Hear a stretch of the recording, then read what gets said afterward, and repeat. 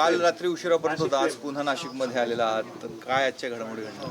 नाही, काल पण मी रात्री सांगितलं की गिरीश भाऊंच्या समवेत जे आपण असं म्हणू अपक्ष उमेदवार आहेत असं म्हणू त्यांच्याशी चर्चा झाली आणि काल पण मी आपल्याला सांगितलं की आजच्या दिवसभरामध्ये काही सकारात्मक निर्णय होतील आणि महायुतीचे जे उमेदवार आहेत नरेंद्रजी दराडे यांचा विजयाचा मार्ग सुखकर होईल यासाठी पुन्हा एकदा मी गिरीश भाऊंकडे आलेलो आहे. पण जे उमेदवार आहेत गोकुळ गीते ते सध्या पेठ तालुक्यात प्रचार करतायत, ते काही तुमच्या साधला प्रतिसाद देत नाही, ठीक आहे ना, आपण गिरीश भाऊंशी ते बोलू, त्याच्यानंतर आपण ठरवू ना. मी काय सांगितलं की काल पण मी सांगितलं की आशावादी असायला काहीच हरकत नाही, त्याच्यामुळं सकारात्मक निर्णय होईल अशी खात्री आहे. त्यांचं म्हणणं आहे की लोकशाही कुठेतरी धोक्यात येते आहे, तुम्ही दबाव टाकताय उमेदवाराला कोणी टाकला दबाव? माघारीसाठी कोणी बघा, कोणी दबाव टाकलेला नाही. गणेश गीते हे देखील माझे अतिशय जवळचे मित्र आहेत, गोकुळ गीते देखील अतिशय जवळचे मित्र आहेत. राजकारणामध्ये विनंती करणं हा दबाव होऊ शकत नाही, त्याच्यामुळं मी देखील प्रचंड संयमी आहे, त्याच्यामुळे मी आतापर्यंत संयमानं बोलतो आहे. कोणीही कुठं दबाव टाकलेला नाही, कुठं दबाव टाकण्याचा प्रश्नच येत नाही. ते भारतीय जनता पार्टीला मानतात किंवा भारतीय जनता पार्टीचे कार्यकर्ते म्हणून गणेश गीते साहेब काम करतात म्हणून ही विनंती आपण करतो आहे. त्याच्यामुळे कुठेही दबाव टाकलेला नाही किंवा दबाव टाकण्याचा प्रश्नच नाही. तर अशा पद्धतीचा गैरसमज देखील कोणी पसरू नये की आम्ही दबाव टाकतो आहे. दबाव जर टाकायचा असेल तर 4-4 वेळा मिटिंगला आलो नसतो. दबाव देखील कसा टाकतात त्याचं चांगलं ज्ञान माझ्याकडे आहे. तो पण टाकणार का? नाही ना, अजिबात नाही. नाही, जे आपण विचारलं मला दबाव नाही ना, इशारा पण नाही. आपण जे दोनदा मला प्रश्न विचारला की असं म्हटलं, ते म्हटलेत गोकुळजी की नाही हे पण मला माहिती नाही. गोकुळजी म्हणालेत की नाही माहिती नाही. तुम्ही जो मला गोकुळजींच्या बाबतीमध्ये प्रश्न विचारला त्याचं मी उत्तर दिलं की संयमानंच मी त्यांच्याशी बोलतोय. गिरीश भाऊ देखील संयमानं बोलतात आणि शेवटी त्यांची लोकशाहीमधली इच्छा आहे की आमदार व्हायची किंवा लोकप्रतिनिधी व्हायची, ती काय चूक आहे असं काय कोण म्हणत नाही. पण दबाव अजिबातच टाकलेला नाही आणि दबाव न टाकता कोणी दबाव टाकतोय असं देखील सांगू नये, कारण शेवटी लोकशाहीतल्या प्रक्रियेमध्ये एखाद्याला विनंती करणं हा काय 302चा गुन्हा नाही आहे. साहेब, आपल्याकडे स्पष्ट बहुमत आहे महायुतीकडे. असं असताना एका अपक्ष उमेदवारासाठी आपण एवढे दिग्गज नेते त्यांच्या म्हणजे त्यांना मागे घेण्यासाठी विनंती करता, आपल्याला नगरसेवकांवर विश्वास नाही का? नाही, नगरसेवकांवर विश्वास नाही अशातला भाग नाही. शेवटी ते भारतीय जनता पार्टीमध्ये काम करतायत. एखादा कार्यकर्ता सर्वसामान्यातला सर्वसामान्य जरी असला तरी तो निवडणुकीच्या माध्यमातून दुरावू नये, दुखावू नये ही आमची सगळ्यांची भूमिका आहे. इतके दिवस जर त्यांनी अतिशय चांगलं महायुतीचं काम केलं आहे, महायुतीसाठी त्यांनी योगदान दिलेलं आहे, महायुतीसाठी गणेशजी असतील किंवा त्यांनी चांगल्या पद्धतीचं ज्यावेळी निवडणुका होत्या त्याच्यामध्ये देखील सक्रिय सहभाग घेतला आहे.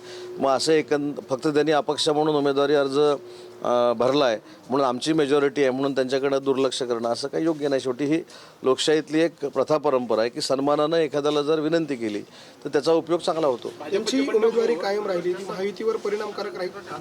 बघू ना, आधी मी तेच सांगितलं, आधी त्याच्या जर तरवर आपण जाऊया नको, त्याच्यामध्ये चांगलाच निर्णय होईल.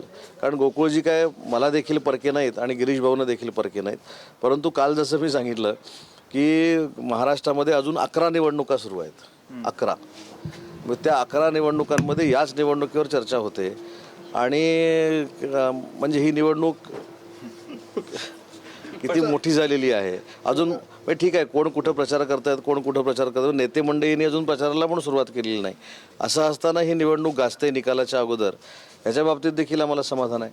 परंतु संयमानं आणि समन्वयानं प्रश्न सुटावा हा आमचा दोघांचाही कल आहे. तुम्ही नाशिककडेच लक्ष देत आहेत, पण जळगावकडे तुमचं फारसं लक्ष नाही, तिथे आपल्याच उमेदवारांनी बंडखोरी केली. माझं परभणीवर लक्ष आहे, माझं जळगाववर लक्ष आहे. माझं शिंदे साहेबांनी ज्या ज्या मतदारसंघामध्ये मला कामगिरी दिलेली आहे त्या सगळ्या मतदारसंघावर माझं लक्ष आहे. उदाहरणार्थ सोलापूर साताऱ्यामध्ये अशीच परिस्थिती होती. आमचे सहकारी महेश साठे म्हणून तिथं अपक्ष होते, सगळ्यांनी त्यांना पाठिंबा दिला होता, तो देखील आपण फॉर्म मागे घेतला. तानाजी पाटील म्हणून सांगली साताऱ्याचे उमेदवार होते, ज्यांनी शिवसेनेतनं बंडखोरी करण्याचा प्रयत्न केला होता, त्यांची आपण उमेदवारी मागे घेतली. छत्रपती संभाजीनगरमध्ये अब्दुल सत्तार साहेब उभे होते, त्यांनी स्वतःची उमेदवारी मागे घेतली. त्याच्यानंतर अजून एक मतदारसंघ आहे जिथं शिवसेनेचा होता, तिथं आम्ही उमेदवारी मागे घेतली. एवढंच नाही तर सुनेत्रा वहिनी राष्ट्रवादी काँग्रेस पार्टीच्या राष्ट्रीय अध्यक्षा अर्धा तास असताना साहेबांशी एका उमेदवाराबद्दल बोलल्या आणि तो उमेदवार शरद सोनवणे जे आमचे आमदार आहेत त्यांच्याशी संबंधित होता. 5व्या मिनिटाला त्याचा फॉर्म मागे घेतला. त्याच्यामुळं शिवसेनेनं किंवा शिवसेनेच्या नेत्यांनी अशा पद्धतीची भूमिका सगळीकडे घेतलेली आहे आणि तीच भूमिका भविष्यामध्ये आम्ही जळगावमध्ये देखील घेऊ आणि हा देखील नाशिकचा प्रश्न निकाली निघेल. जळगाव आणि नाशिकच्या जागेमध्ये दोन्ही महायुतीतल्या दोन्ही पक्षांकडे आता शिंदेची सेना आणि भाजप दबाव तंत्राचा वापर केला जातोय. तिकडे जळगावला तुम्ही फॉर्म भरून ठेवला, इकडं भाजपने फॉर्म भरून ठेवला. हे दबाव तंत्राचा भाग आहे असं?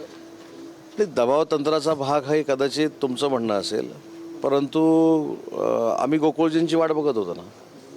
3 वाजेपर्यंत आम्ही गोकुळजींची वाट बघत होतो. तिथं ज्या काळे मॅडम उपस्थित, बरोबर ना, रेश्मा काळे, त्या नाशिकमध्ये होत्या. म्हणजे त्यांची वाट देखील आम्ही 3 वाजेपर्यंत बघत होतो. आता ते फॉर्म टिकलेले आहेत. आता फॉर्म टिकल्यानंतर प्रत्येकाला असं वाटतं की मी प्रचार केला पाहिजे आणि तो त्यांच्याकडनं प्रचार होऊ नये आणि महायुतीला कुठं दगाफटका होऊ नये यासाठी आम्ही विनंती करतो. प्रसाद हिरे दुसरे जे भाजपचे बंडखोर आहेत त्यांचं देखील अर्ज अजून आहे, त्यांची काही माघार झाली पाहिजे. नाही, अर्ज पहिली गोष्ट असं आहे, अर्ज कोणाचंच मागं घेता येणार नाही, कारण अर्ज तिथंच राहणार आहे. हा पाठिंबा, जाहीर पाठिंबा देण्याच्या सगळ्या गोष्टी आहेत आणि प्रसाद हिरेंबरोबर देखील पुन्हा एकदा आमचे गिरीश भाऊ बोलतील. साहेब, ह्या निवडणुकीदरम्यानच आमदार बच्चू कडू यांनी असं वक्तव्य केलं आहे की एकनाथ शिंदे पुन्हा एकदा मुख्यमंत्री झाले पाहिजेत आणि देवेंद्र फडणवीस हे दिल्लीमध्ये नेतृत्व करतात. नाही, ठीक आहे, हा त्यांचा वैयक्तिक एक भाग झाला, परंतु बच्चू भाऊनी एक जी मागणी केलेली आहे शेतकऱ्यांच्या संदर्भामध्ये, त्याच्यामध्ये एक त्याची पार्श्वभूमी आपल्याला सांगतो की बच्चू भाऊनीच या शेतकऱ्यांच्या संदर्भामध्ये कर्जमाफीसाठी आंदोलन केलं होतं आणि ते आंदोलन झाल्यानंतर माननीय मुख्यमंत्री देवेंद्रजी आणि माननीय एकनाथ शिंदे साहेब यांच्यासमवेत त्यांची बैठक झालेली होती. सानुग्रह अनुदानाचा विषय तिथं होता की नव्हता याच्यापेक्षा 50,000 रुपये सानुग्रह अनुदान दिलं गेलं आणि 1 लाखाची मागणी असताना 2 लाखापर्यंत आपल्याला कर्जमाफी देण्यात आली. त्यांचा काहीतरी गैरसमज झालेला आहे या सगळ्या बाबतीमध्ये. मी स्वतः आत्ताच, म्हणजे आता जे मी गाडीत बोलत होतो ते बच्चू भाऊ कडूंशीच बोलत होतो आणि त्यांच्या ज्या काही शंका आहेत की बाबा काही त्रुटी आहेत त्या कृषी मंत्र्यांशी बोलून आम्ही चर्चा करून दूर करू. परंतु त्यांनी मुख्यमंत्री महोदयांबद्दल आणि उपमुख्यमंत्री महोदयांबद्दल जी अपेक्षा व्यक्त केलेली आहे ती त्यांची वैयक्तिक अपेक्षा आहे आणि म्हणून शिवसेनेचा मंत्री म्हणून या सगळ्या प्रक्रियेमध्ये मी अनेक दिवस असल्यामुळं जी शेतकऱ्यांची कर्जमाफी झालेली आहे ही शेतकऱ्यांच्या मागणीप्रमाणे झालेली आहे आणि 100% शेतकरी जे पात्र आहेत त्यांना ही कर्जमाफी मिळणार आहे आणि सानुग्रह अनुदानासाठी जे शेतकरी पात्र आहेत त्यांना देखील हे सानुग्रह अनुदान मिळणार आहे. पण प्रताप सरनाईक म्हणा किंवा इतरही आपले नेते म्हणतायत एकनाथ शिंदे यांनी मुख्यमंत्री झालं पाहिजे. हे स्वाभाविक आहे ना. उच्च पदावर माननीय एकनाथ शिंदे साहेबांनी बसलं पाहिजे ही माझी पण इच्छा आहे. तर ते मुख्यमंत्रीपद आपलं उच्च पद आहे, तर त्याच्यामुळे जशी भाजपाच्या कार्यकर्त्यांची इच्छा असते की देवेंद्रजींनी मोठ्या पदावर बसलं पाहिजे, मुख्यमंत्री झालं पाहिजे, तसं मी देखील शिवसैनिक म्हणून देखील माझी इच्छा आहे ना की माननीय एकनाथ शिंदे साहेब हे सगळ्यात मोठ्या पदावर बसले पाहिजे. त्याच्यामध्ये वावगं असण्याचं काय कारण आहे. परंतु लोकशाहीमध्ये जे काही निर्णय झालेले आहेत त्याच्यामध्ये स्वतः एकनाथ शिंदे साहेबांनी पुढाकार घेतला आणि पुन्हा एकदा महायुतीचं सरकार आलेलं आहे. पण आशिष शेलारांना रुसलेलं दिसत नाही. ते म्हणतात की शिवसेनेनं नियंत्रण ठेवावं बच्चू कडूंवर आणि जे गैरसमज आहेत त्यावर एकनाथ शिंदेनी भाष्य करावं. नाही, मी काय सांगितलं की स्वतः मी या संदर्भामध्ये शिंदे साहेबांशी देखील चर्चा केली, मुख्यमंत्री मोदयांशी देखील आत्ता अर्ध्या तासापूर्वी चर्चा केली आणि त्या दोघांशी बोलून बच्चू भाऊंना ज्या काही सूचना करायच्या होत्या, ज्या काही गोष्टीच्या विनंती करायच्या होत्या, मी स्वतः शिंदे साहेबांनी सांगितल्यामुळं त्यांना त्या विनंत्या केलेल्या आहेत.